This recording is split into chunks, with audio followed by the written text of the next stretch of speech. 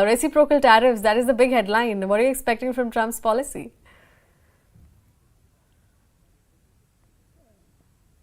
We will have to take a longer term view because this is not going to be the end of the changes in terms of trade with the US and other countries. And not only the tariffs that are related to India, but I think the whole structure of trade globally could change, and that could have, a second derivative impact also. So I think we will have to wait and see, and market will take time for it to absorb properly in terms of prices. So it's not an easy thing. It will take some time. Okay. Okay, Sandeep, how much do you believe that the markets have priced in these tariff uncertainties? And do you expect a severe correction to unfold after Trump announces his tariff plans? Because yesterday we saw a major sell off, but today we are seeing back in the green.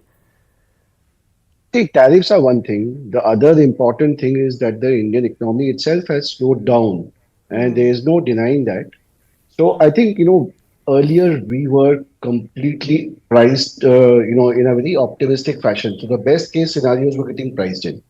Now I think the valuations have become more realistic in nature. But if you ask me that can tariffs lead to further uncertainty, if markets tend to become a little pessimistic, then there is possible downside in the near term. So I don't think it's been fully priced in. Okay, all right. So the very interesting point you mentioned there, since that the economy is weakening and of course valuations have been reset, however. But how do you expect the FII flows to pan out? Should investors brace in, wait and watch, or do you believe we have some way bottomed out the outflows? What are you expecting on that front? It's very, very difficult to ascertain about the timing of the FPI flows. But one thing is very sure that, at the current level of valuations, they are probably finding other avenues which are probably more attractive compared to India equity market at this point of time.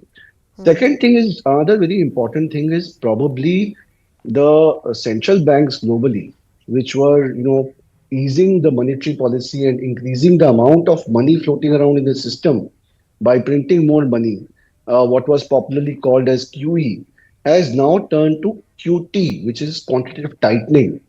So probably we will have to understand that a total amount of money available is coming down. So there is some amount of rationing and there is some amount of adjustment in terms of the amount of money dedicated to emerging markets and India. Once that reset is over, I guess the FPI inflows should start again. Okay, okay. What are you expecting from the RBI MPC policy front? Because we have it next week and we have the tariff uncertainty which is playing out right now. Do you expect another rate cut or and what size are you expecting if you do? See, given the fact that there is some anemic growth in India, so RBI has leaving no stone unturned to support growth, given the fact that headline inflation has come down.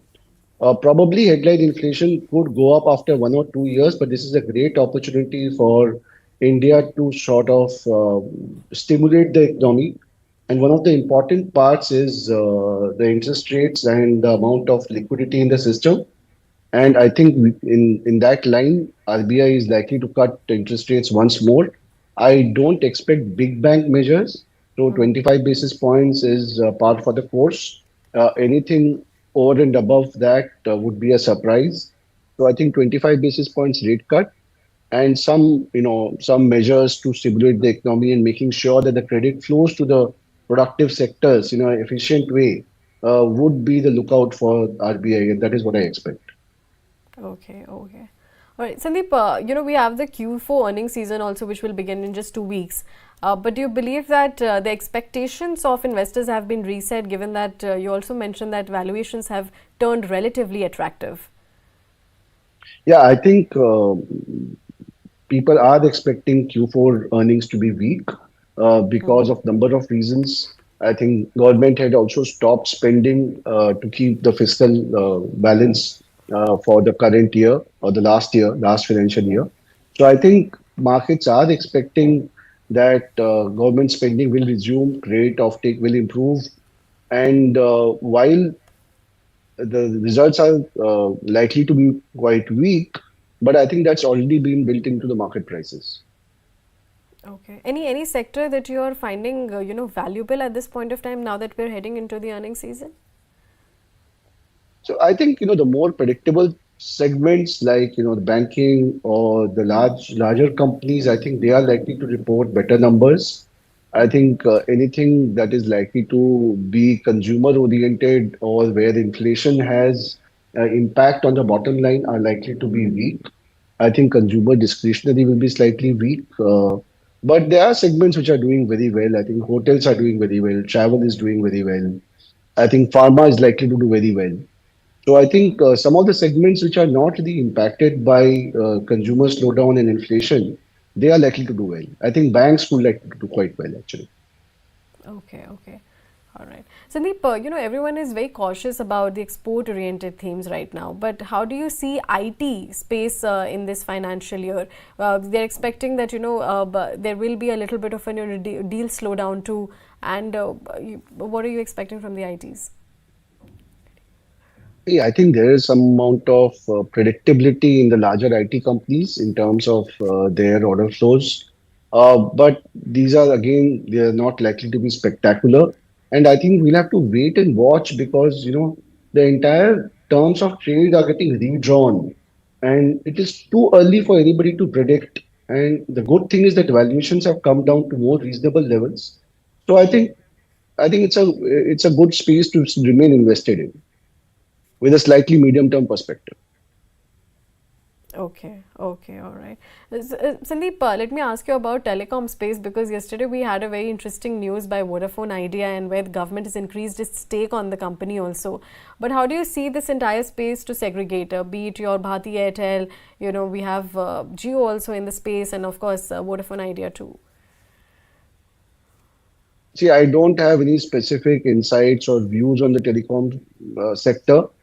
I Hmm. think the sector is likely to expand at the normal growth rates. I don't see any spectacular growth in that sector. So we'd probably have the index weight on telecom. So no special views on telecom as a sector. Okay, okay, all right, all right. Sandeep, let me ask you about auto space also because that is where we saw the March sales figures that came in quite tepid. Now that we also have apart from the reciprocal tariffs, we also have auto tariffs which will be implemented from April 3rd onwards.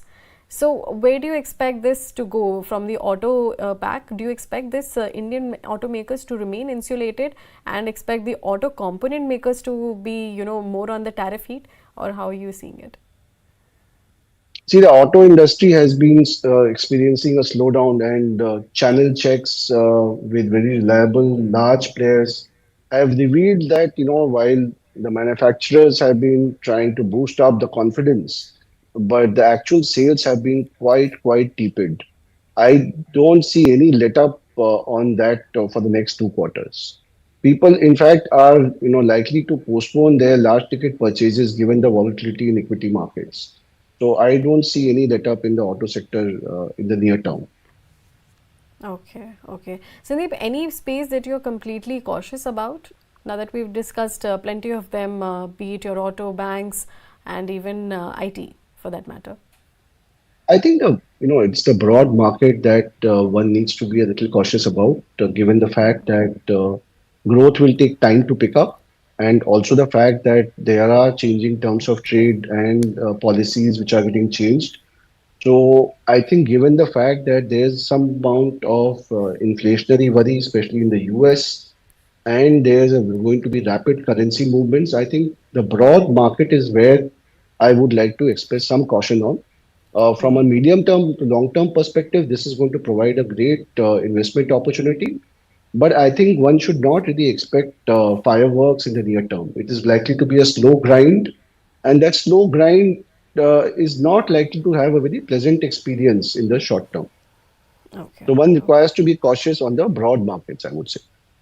Okay, okay. But Sandeep, what do you expect the new financial year to hold in for the corporate India? Because so far, of course, Q4 is also, everybody is talking about its consensus, everyone is talking about that it's going to be tepid too, Q4 results. But from FY26, do you expect things to improve? I think so. I think RBI is doing its part. I think government will also, undertake measures to sort of, I won't say kickstart, but give the economy a little boost. I think it is the sentiment, I think, which is a little worrisome. And I think as the market recovers, as the economy recovers, sentiment will also catch up. So I think slow and steady, a little cautious approach is I think the second half is likely to be far better. But I think the first half is likely to be a little slow. Okay, all right. All right, with that, we have to let you go, Sandeep. But thank you so much for your time and hope that we connect with you soon. Thank you so much. Mutual fund investments are subject to market risks. Read all scheme related documents carefully.